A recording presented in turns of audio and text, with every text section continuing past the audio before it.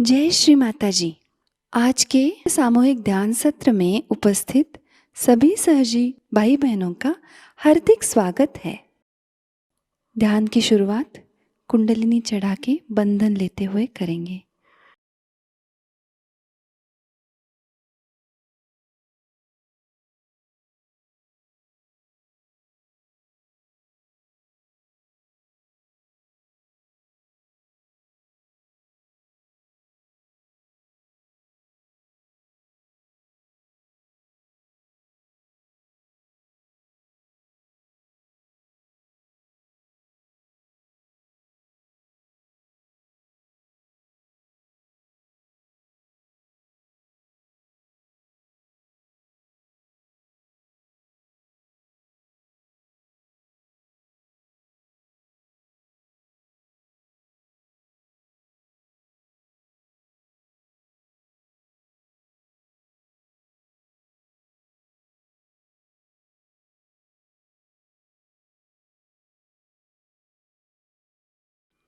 तीन महामंत्र और श्री गणेश मंत्र।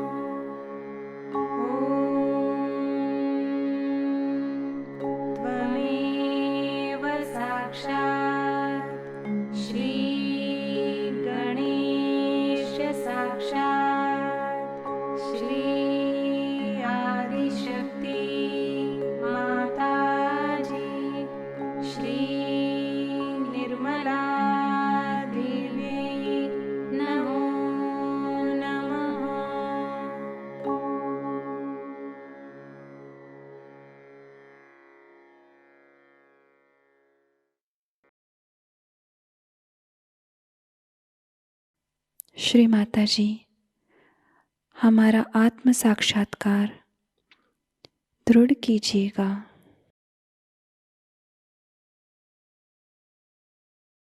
पूरा चित्त हमारे सहस्त्रार में ही रखेंगे।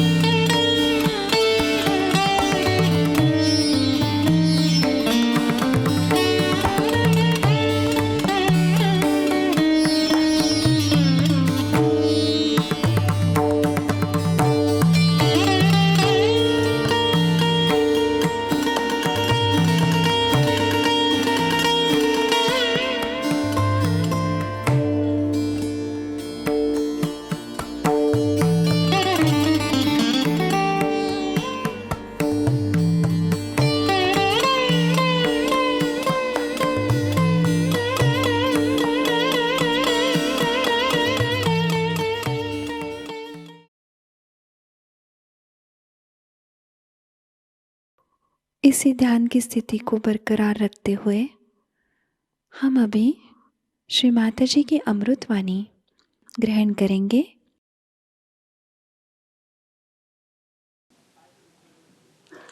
सत्य को खोजने वाले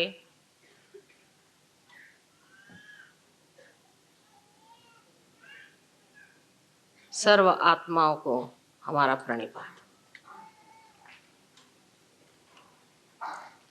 आज मैं सोच रही थी कि कौन सी भाषा में आपसे वार्तालाप किया जाए, तो यही सोचा कि मराठी में पहले बहुत बार पूना में भाषण हुआ था, आज हिंदी में ही भाषण दिया जाए, क्योंकि हिंदी हमारी राष्ट्रभाषा है और मेरी भी मातृभाषा मराठी है, किंतु हिंदी भाषा सीखना मैं सोचती हूँ परम आवश्यक है। और इसलिए आप लोग मराठी प्रेमी लोग मुझे उदार अंतःकरण से क्षमा करें, और हिंदी बोलने वाले लोग जो साहित्यिक हैं वे भी मुझे क्षमा करें अगर कोई त्रुटियां हो जाए तो। किंतु सबसे पहले जान लेना चाहिए कि भाषा तो हृदय की होनी चाहिए। जहाँ भाषा हृदय की न होते हुए सिर्फ शब्दजाल होती है, तब हर तरह के जंजाल खड़े हो जाते हैं। इसलिए कोई सी भी भाषा जो हृदय से निकलती है वही मार्मिक होती है, उसी का असर भी होता है। हम लोग सत्य को खोज रहे हैं अनेक वर्षों से, आज ही की ये बात नहीं है। अनेक वर्षों से हम सत्य को खोज रहे हैं और उसकी खोज होते होते काफ़ी लोग भटक भी गए हैं। उसका कारण हमें समझ लेना चाहिए, क्योंकि आज की जो स्थिति है, आज का जो माहौल है, वातावरण है, उस वातावरण में ये समझ में नहीं आता है कि सब लोग परमात्मा की बात करते हैं, धर्म की बात करते हैं, और उस पे इतना झगड़ा, इतनी आफत और इतना तमाशा क्यों खड़ा करते हैं। यह प्रश्न ज़रूर हमारे जो तरुण पीढ़ी के लोग हैं उनके सामने आता है, और वो लोग ये पूछते हैं बार बार कि माँ, इसका क्या मतलब है? अगर ये परमात्मा सच्चाई है, परमात्मा अगर प्रेम है, और परमात्मा अगर कृपा, तो ये सब तो लगते नहीं कि इन पे कोई परमात्मा की कृपा है या इन पे कोई परमात्मा का असर भी है। तो ऐसे परमात्मा से अच्छा है कि भूल ही जाए उसको जिसने कितनी आफत मचा रखी है। इस प्रकार आज आप देख रहे हैं कि एक बड़ा द्वंद्व हमारे तरुण लोगों में, हमारे जवान लोगों में खड़ा हो रहा है कि जो परमात्मा की बात है, इसे किस तरह से माना जाए। चाहे आप माने या न माने, परमात्मा है। ये मानने न मानने की बात नहीं, जो अस्तित्व है वो रहेगा, चाहे आप माने या न माने। लेकिन ऐसी क्या बात हो गई कि जिसकी वजह से मनुष्य ऐसे गलत रास्तों पे चला जाता है जहां परमात्मा खोजने से भी नहीं मिलता। ये समझने की अगर हम कोशिश करें तो कहाँ हमारी गलती हो गई, ये हमारे दिखाई देगी। अब सहज योग जो है, सहज, सह माने आपके साथ, जो माने जन्मा हुआ, जो आपके साथ जन्मा हुआ योग का कार्यक्रम है, जो आपके लिए योग की युक्ति है। इतना ही नहीं, एक आपके लिए आश्वासन है, वो सिद्ध करने का आज समय आ गया है। सहयोग ये कोई आज का काम नहीं, हजारों वर्ष पहले भी इंद्र को आत्म साक्षात्कार दिया गया था, आत्मज्ञान दिया गया था, तब भी सहयोग था। और उसके बाद आपने देखा है मार्कंडेय स्वामी ने, जो कि 14,000 वर्ष पूर्व इस संसार में आए थे, उन्होंने भी सहज की महत्व बताई है। लेकिन ये बात बहुत खोल करके कही नहीं गई। उसके बाद बहुत सालों बाद हम कह सकते हैं कि इसको खोलकर पहले ही आदि शंकराचार्य ने सब सर्व समाज के सामने रखा। तो भी ये नहीं कहा गया कि ये चीज होती कैसी, पूरी तरह से बात नहीं कही गई, क्योंकि वो समान नहीं था। कृष्ण ने भी कहा कि आपको आत्मा को जान लेना चाहिए, जिसने आत्मा को जाना वही समझ सकता है। क्राइस्ट ने भी यही कहा कि आपका पुनर्जन्म होना चाहिए। बुद्ध ने कहा, महावीर ने कहा, सब ने ये कहा कि आपका पुनर्जन्म होना चाहिए। लेकिन इस बात को खोल करके आदि शंकराचार्य ने बताया कि इसके सिवाय कोई और इलाज आपका नहीं है। जब तक आपके अंदर से चैतन्य की सौंदर्य लहरियां नहीं बहेंगी, तब तक सलीलम सलीलम उन्होंने कहा, तब तक ये शब्द जाल छूट नहीं सकते। लेकिन सबसे ज्यादा मैं कहूँ कि नानक साहब और कबीरदास जी, इन लोगों ने तो पूरी तरह से कोशिश करके, और जो सत्य उसे सामने रखा कि कुंडलिनी के जागरण के सिवा कोई भी कार्य सिद्ध नहीं हो सकता। लेकिन उनका बोलने का ढंग इतना जबरदस्त और इतना जोर का था कि लोग उसे समझ नहीं पाए। और यही बात मैंने महसूस की कि इस दुनिया में जब तक लोगों को आप आत्मज्ञान नहीं देंगे, उसकी बातचीत करना बड़ा बेकार सा हो जाएगा। जैसे गीता लिख दी, वो लोग पढ़ पढ़ के बेकार हो गए। उसके बाद और कोई ज्ञान की बात लिख दी, जिसे पढ़ पढ़ के लोग बेकार हो गए। लेकिन अब जो बात है वो करने की, दिखाने की, बतलाने की नहीं रही। और वही बात सोच करके मैंने इस पर बहुत जानने की कोशिश की कि मानव में कौन से दोष होते हैं, इसमें कौन सी तकलीफें होती हैं, जिसके कारण ये परमात्मा को नहीं जान पाता है।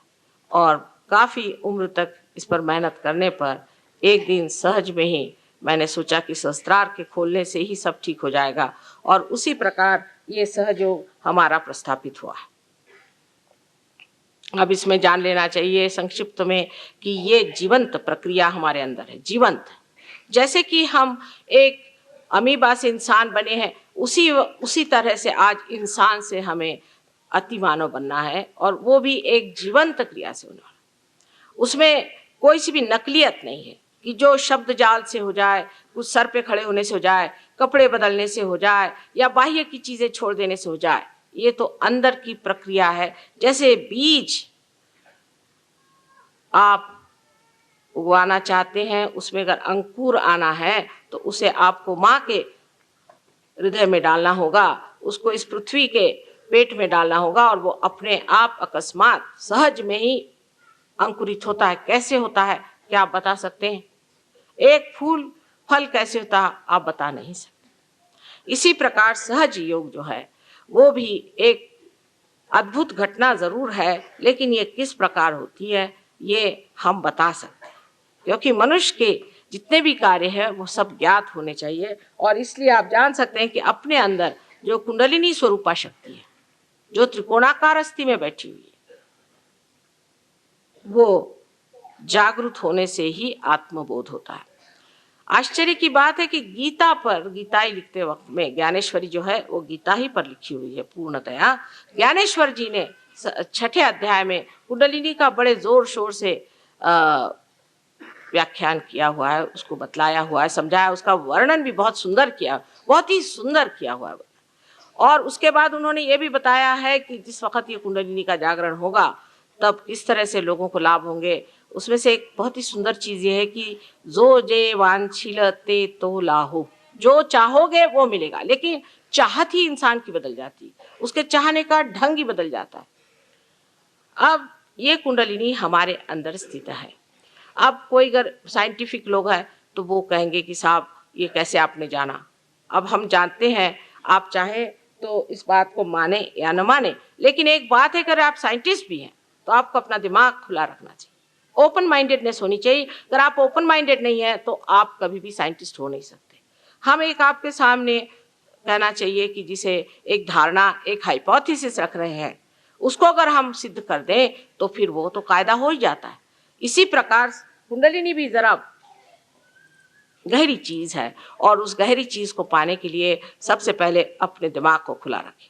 पहले ही से आप डंडा लेकर खड़े हो जाइएगा तो हम आपको क्या बताएंगे। मैंने ये देखा हुआ है कि सिर्फ परमात्मा के साम्राज्य में ऐसे कार्य होते हैं। देखिए, अगर आप कॉलेज जा रहे हैं, यूनिवर्सिटी जा रहे हैं, आप एडमिशन के लिए कितनी कोशिश करते हैं, क्या क्या दुनिया भर के आफ्ते करके एडमिशन कराते हैं, एडमिशन लेते हैं और अपने गुरुजनों के सामने गर्दन झुका के बैठते हैं कि वो जो भी कहे वो प्रमाण होगा। लेकिन मैंने देखा है कि संसार में जितने बड़े बड़े साधु संत आए, उनको तो हम लोगों ने सताया है, उनकी तकलीफ थी, उनकी कोई बात नहीं सुनी और उनको परेशान करते रहे और हर समय उनसे चर्चा और वाद विवाद करके उनको परेशान किया। इस तरह से आप ज्ञान को प्राप्त नहीं कर सकते।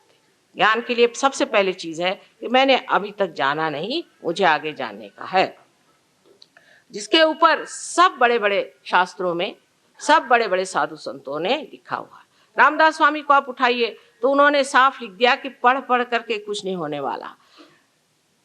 हमारे कबीरदास जी ने तो साफ लिख दिया कि पढ़ी पढ़ी मूर्ख पंडित मूर्ख भय, साफ साफ लिख दिया उन्होंने।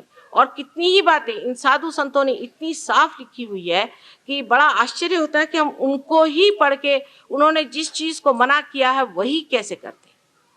अब उसका कारण मैं आपसे बताऊंगी कि क्यों ऐसा हो जाता है और इसके कारण कैसे हमारा जो धर्म है वो किसी तरह से अधर्म में ही परिवर्तित हो जाता है। अब कुंडलिनी शक्ति जो है ये है शुद्ध इच्छा, ये है शुद्ध इच्छा, माने बाकी जितनी भी इच्छाएं हैं अशुद्ध हैं। क्योंकि अगर वो अशुद्ध नहीं होती तो एक चीज मिलने पर दूसरी चीज मिलने की इच्छा न होती। हमारे जो इकोनॉमिक्स के लॉज हैं, अर्थशास्त्र के जो लॉज हैं, उसके अनुसार कोई सी भी जरूरतें सर्वसाधारण तरह से पूरी नहीं होती, क्षमित नहीं होती हैं। माने ये कि in general they can not be satisfied in general. इसका मतलब यह है कि आपको एक चीज मिल जाएगी इन पर्टिकुलर, लेकिन अगर वो चीज मिलने के बाद आप चाहेंगे कि दूसरी चीज मिले, फिर तीसरी चीज मिले। इसकी वजह यह है कि आपके अंदर शुद्ध इच्छा नहीं है। जिस इच्छा की आप बहुत कोशिश करते हैं कि पूरी हो जाए, वो इच्छा शुद्ध नहीं है, वो अशुद्ध इच्छा। तो शुद्ध इच्छा की जो शक्ति है वो ये कुंडलिनी है, जिसने सारा अपना ये पिंड बनाया और उसके बाद वैसी की वैसी बैठी हुई, क्योंकि वो अभी तक जागृति नहीं हुई हमारे अंदर, उसका अभी पूरी तरह से प्रादुर्भाव नहीं हुआ, उसका मैनिफेस्टेशन नहीं हुआ कि वो अपना असर दिखा। यही शुद्ध इच्छा हमारे त्रिकोणाकार अस्थि में बैठी हुई, जिसे हम लोग कुंडलिनी इसलिए कहते हैं क्योंकि ये 3.5 कुंडलों में बैठी है। अब वो 3:30 में क्यों बैठी, उसका क्या गणित है वगैरह, उसके लिए आज अपने पास इतना समय नहीं है। लेकिन आप अगर मेरे कभी लेक्चर सुने तो उसमें विशद रूप से मैंने सब समझाया हुआ है। अब ये कुंडलिनी शक्ति है शुद्ध इच्छा। तो सर्वप्रथम शुद्ध इच्छा जो है वो हमारे अंदर जब उठती भी है तो हम क्या देखते हैं कि हमारे अंदर ये चक्रों से गुजरते वक्त वो चक्रों से अपने को अलिप्त रखते हुए पूरे तरह से उसको प्लावित करती। और यही तार्किक दृष्टि से भी देखा जाए तो सही बात है कि जब एक पेड़ के अंदर उसके अंदर का रस, उसका सैप जब उठता है, अगर वो एक जगह कहीं भी चिपक जाए और किसी भी एक चीज में खत्म हो जाए तो वो पेड़ भी खत्म हो जाएगा और वो चीज भी खत्म हो जाएगी। उसी तरह से जब ये कुंडलिनी हमारे अंदर जागृत होती है और बढ़ने लग जाती है तो ये शुद्ध इच्छा बाकी की जो इच्छा है उनको दूर हटाती जाती है। लेकिन इसके बिल्कुल उल्टा हमारा कार्यक्रम रहा कि जब हम धर्म की ओर मुड़े।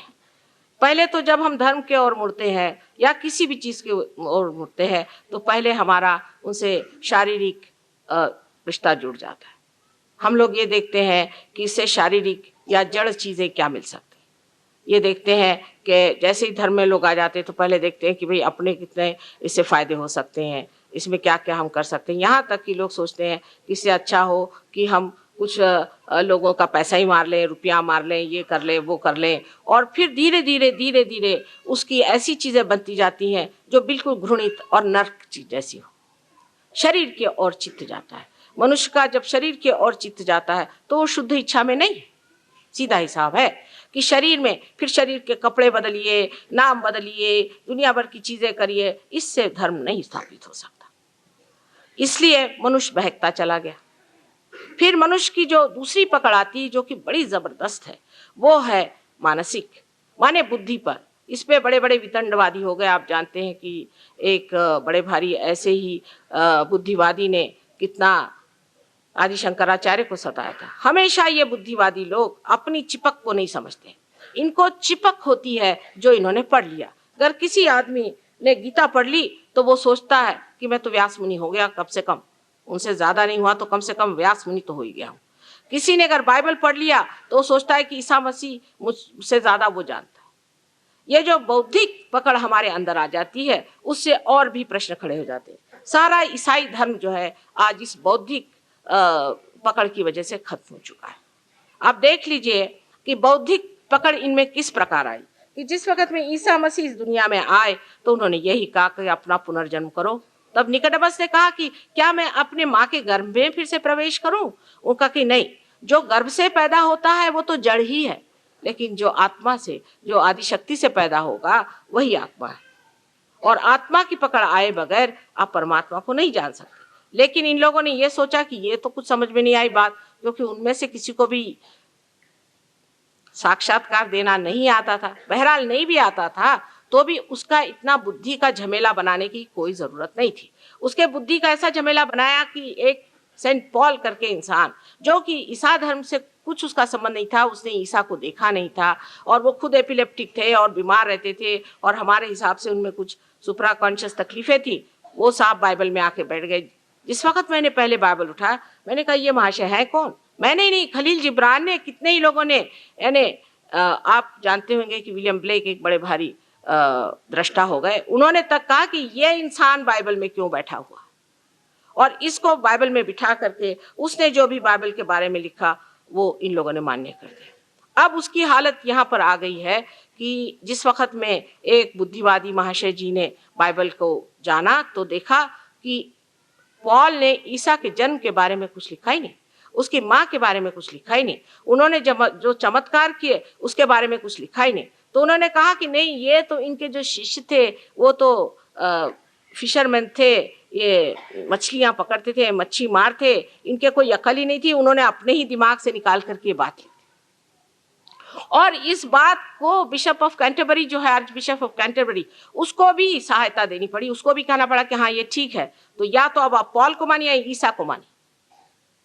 उन्होंने कह दिया कि हाँ यही बात ठीक है। तो ईसा जो पैदा हुए थे वो भी गलत बात और उनके जो चमत्कार हुए थे वो भी गलत बात है। पॉल साहब जो है वो सही हो गए।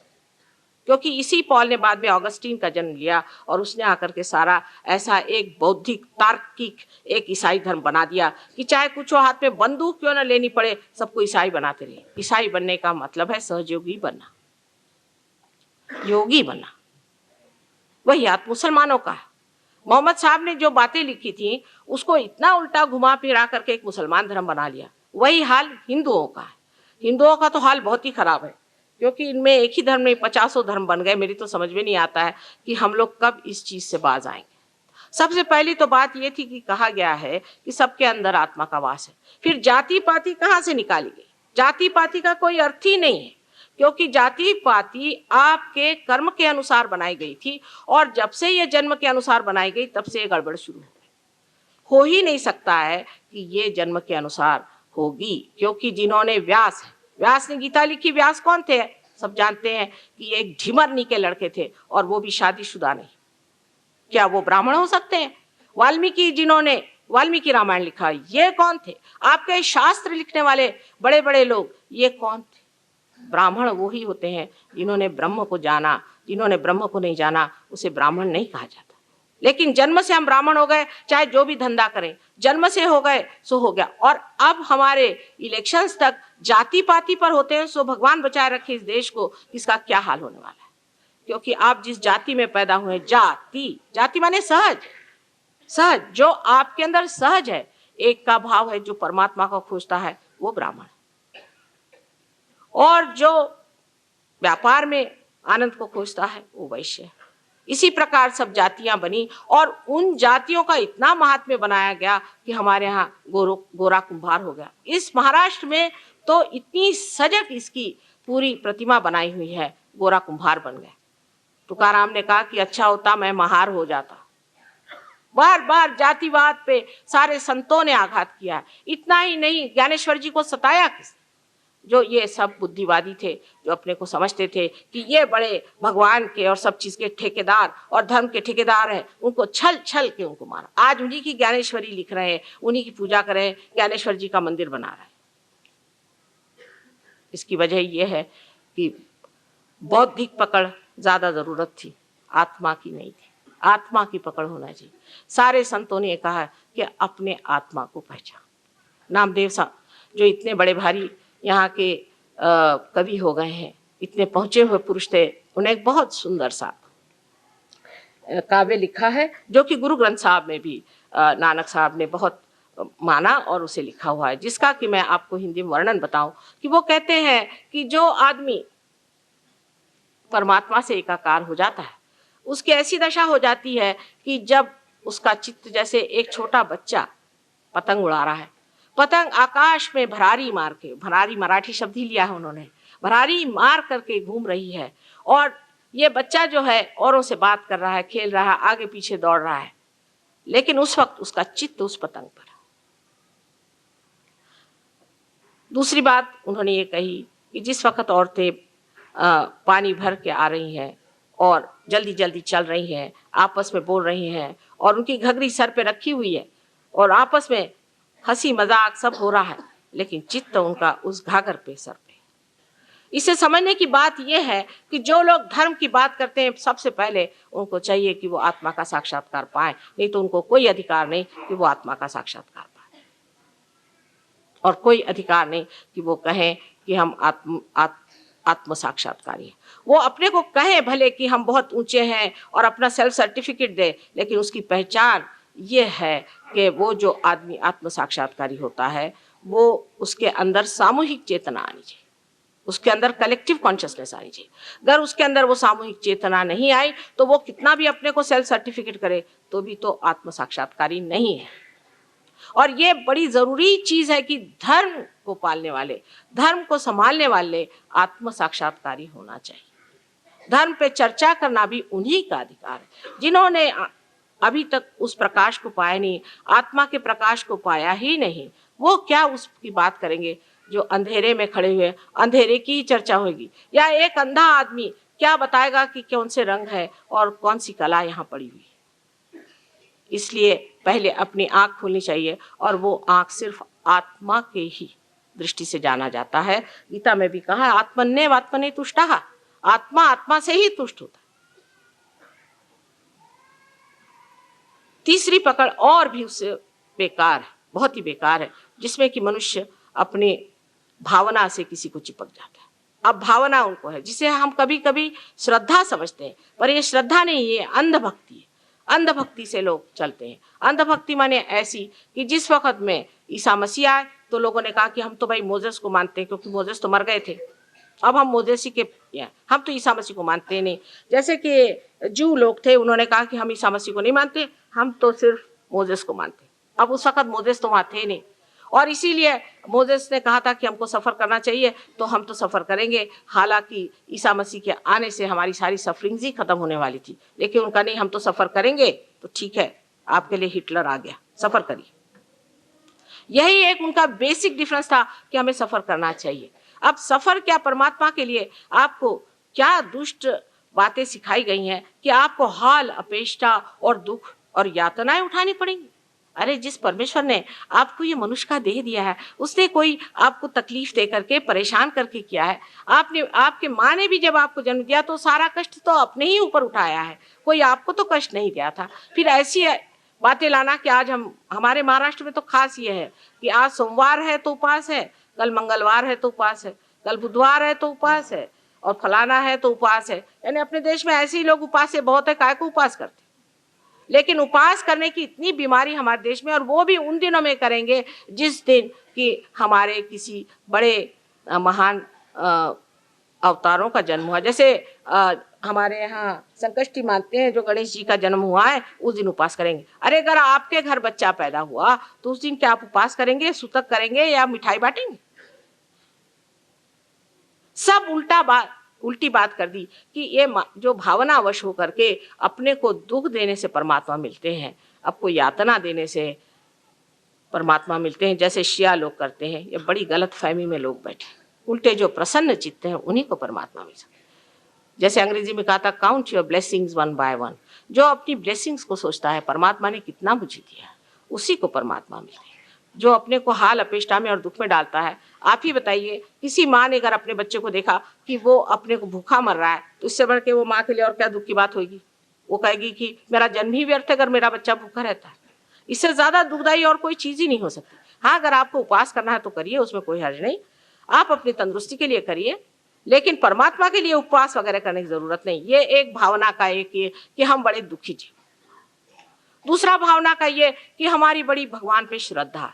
जब राम आए तो उनके वक्त में उन्होंने कहा कि हम तो परशुराम को मानते हैं, जब कृष्ण आए तो हम राम को मानते हैं, और अब जब और कोई आएगा तो ये होगा कि हम कृष्ण को मानते हैं।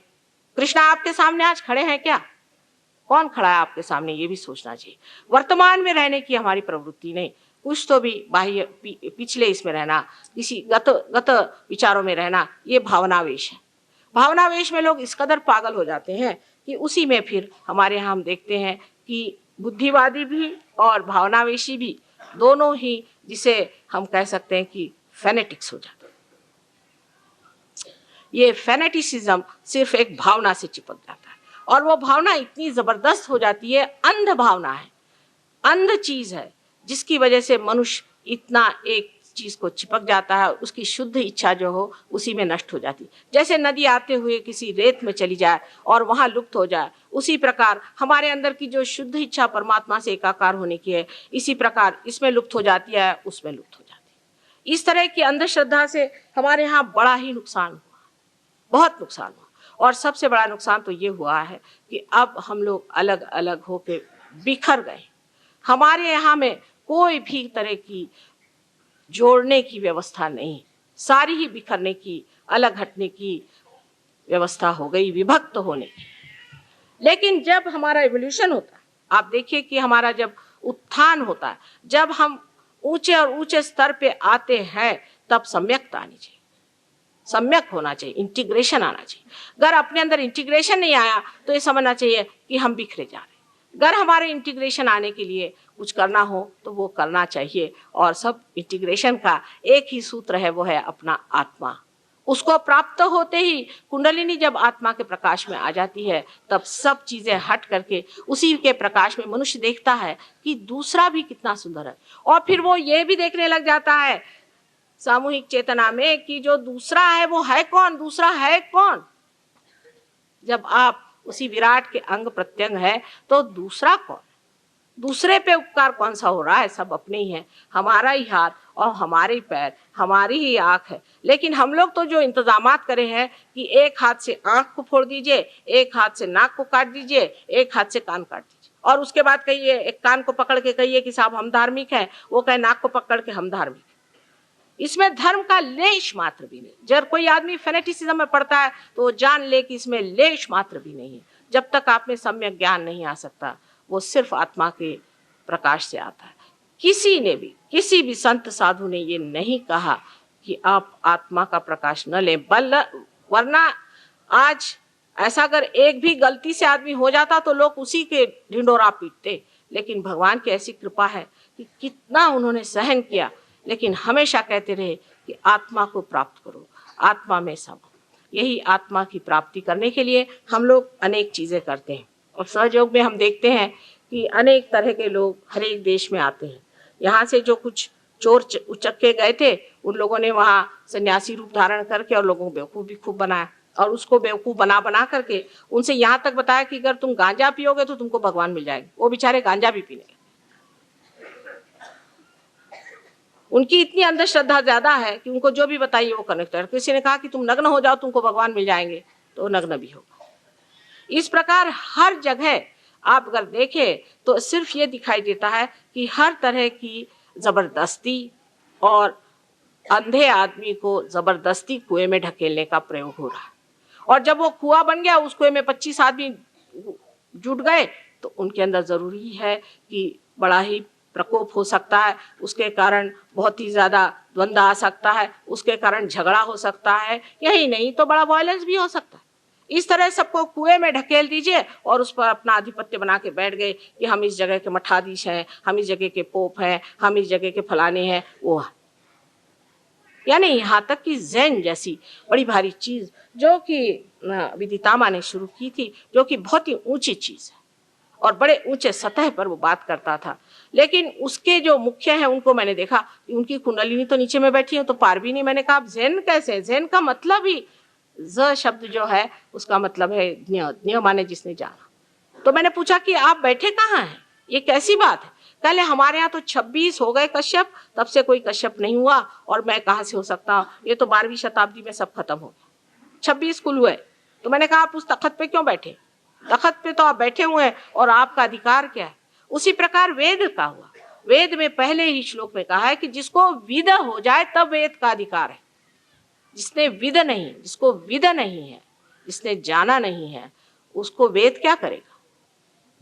अब विद होना माने क्या? विद माने अपनी अंदर जो चेतना है उसमें उसे जानना।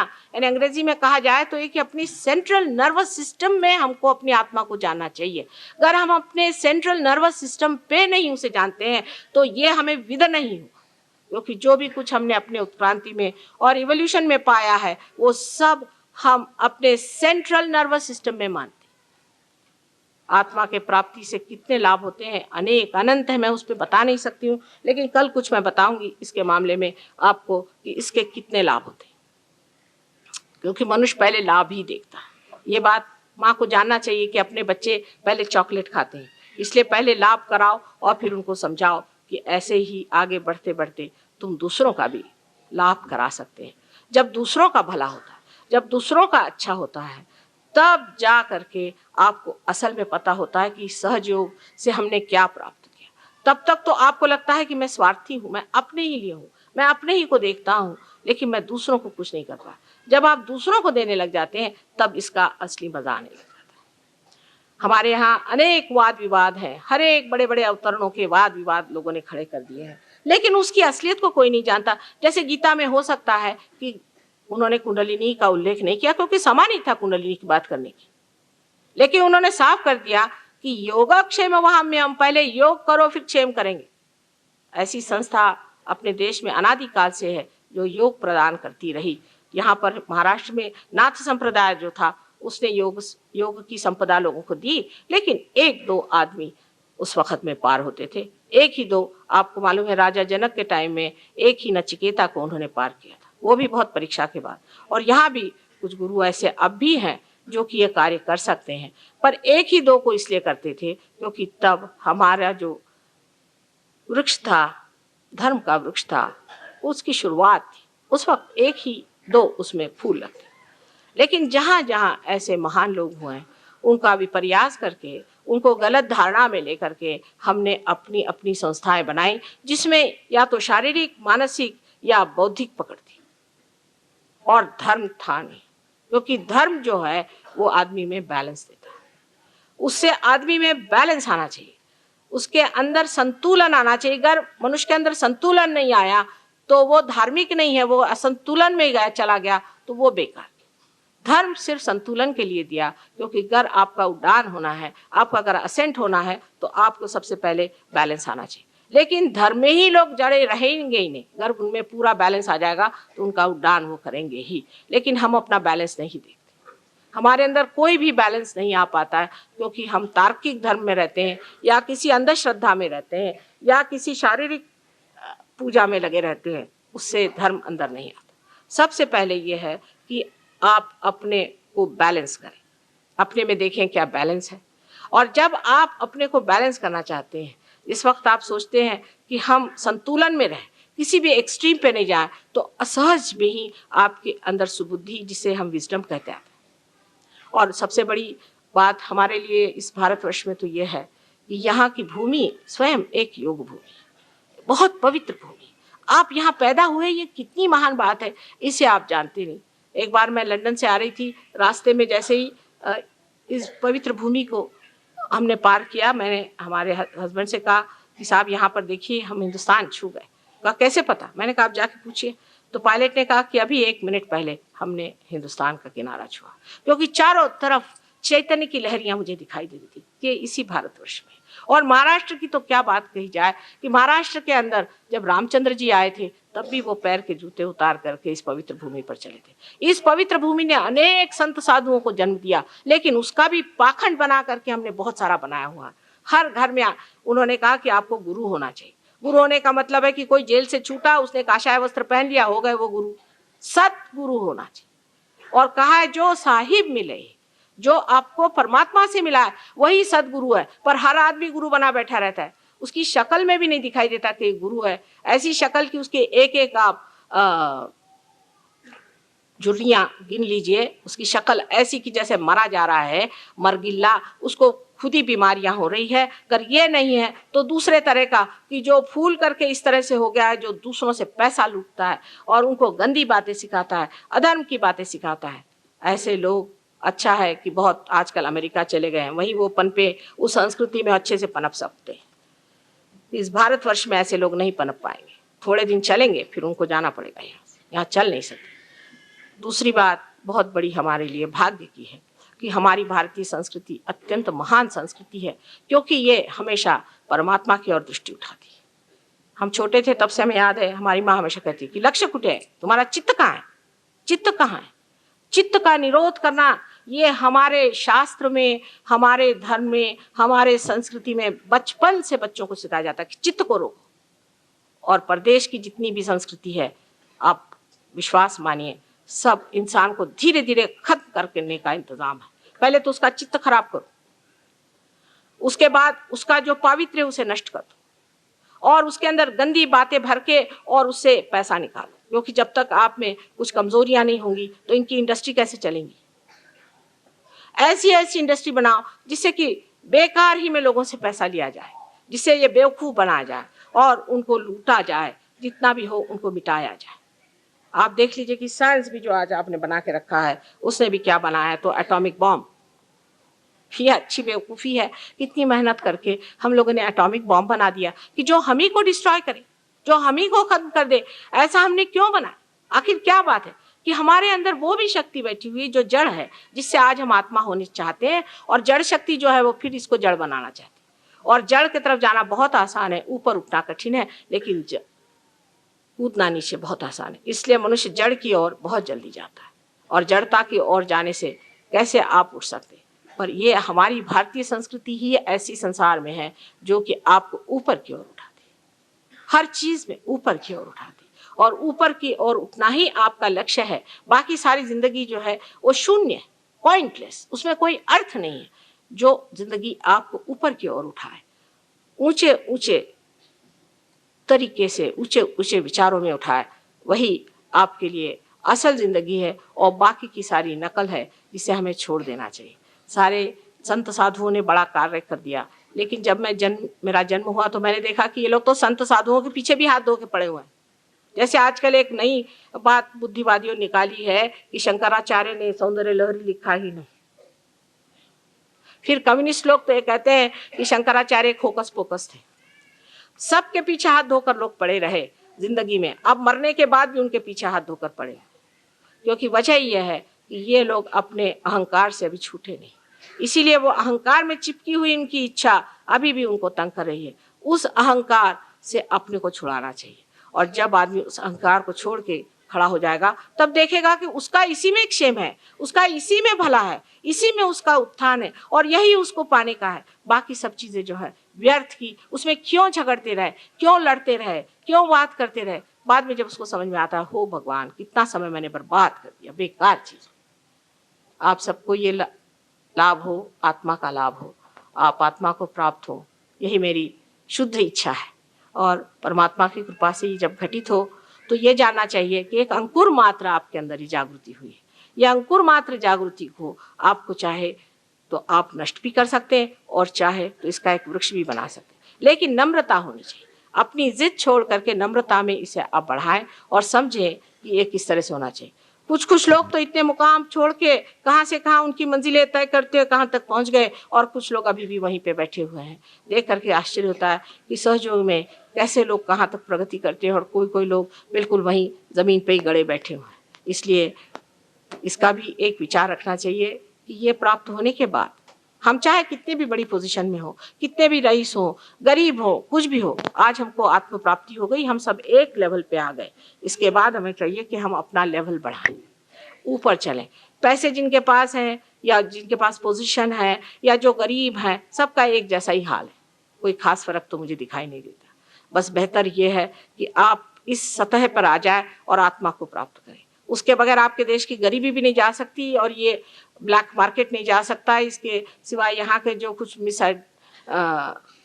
एडमिनिस्ट्रेशन की खराबियां वो नहीं जा सकती, और जितनी अराजकता है, जो खराबियां हैं, सब कुछ इसी से मिट सकती हैं। और कोई तरीका नहीं है कि मनुष्य का उत्थान करना चाहिए। आखिर मनुष्य ही तो सब कर रहा है। अगर मनुष्य ठीक हो जाए, उसकी आत्मा जागृत हो जाए और इस परमात्मा की प्रेम को वो जान जाए, तब फिर आप देखिए कि कितना फर्क आ जाएगा, कितना सारे देश में इसका फर्क आ जाएगा। लेकिन यहाँ एक ही रोना है कि कितने लोग ये चाहते हैं। वो लोग तो सोचते हैं कि अभी थोड़ी जिंदगी है, बना लो, जो कुछ करना है कर लो। जिंदगी बहुत लंबी है, ये अमर जिंदगी को पाइए। 2 क्षण की जिंदगी में रहने से कोई भी फर्क नहीं पड़ने वाला। इसलिए सभी लोगों को मैं बहुत विनती करके कहती हूँ, मैं एक माँ हूँ और मैं सोचती हूँ कि मेरी आर्तता ये है कि किसी तरह से भी आप लोग इस चीज़ को समझें कि अब समय आ गया है इस उत्थान का। ये आखिरी जो हमारे इवोल्यूशन का जो आखिरी जंप है, जिसमें कि हम अपनी सामूहिक चेतना में जागृत होते हैं, आत्मा में जागृत होते हैं, उसे प्राप्त करने का ये समय आ गया है। इसे चूकने में कोई अर्थ नहीं है, और लोगों को भी इस वक्त गलत फहमी में डालने से कोई अर्थ नहीं। जो हो गया सो हो गया, उसे भूल करके इस अनंत में आप उतरिए। परमात्मा के साम्राज्य में आपको आना चाहिए।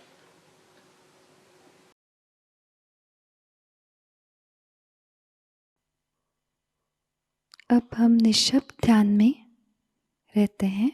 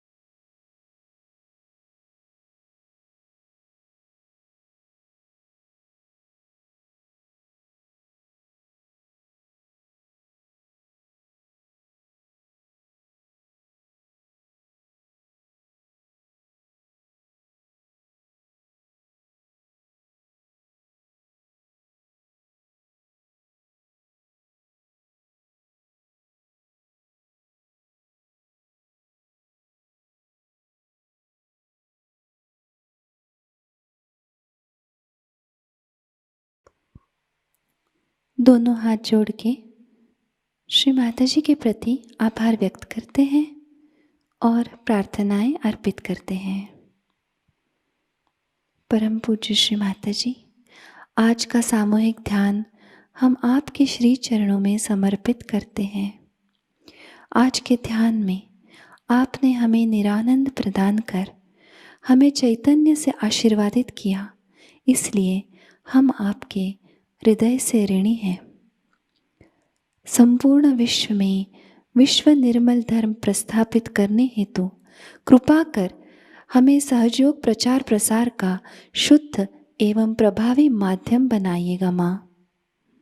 हमारी सभी प्रार्थनाओं का स्वीकार कर हमें आशीर्वादित करने की कृपा करना माँ। जय श्री माता जी।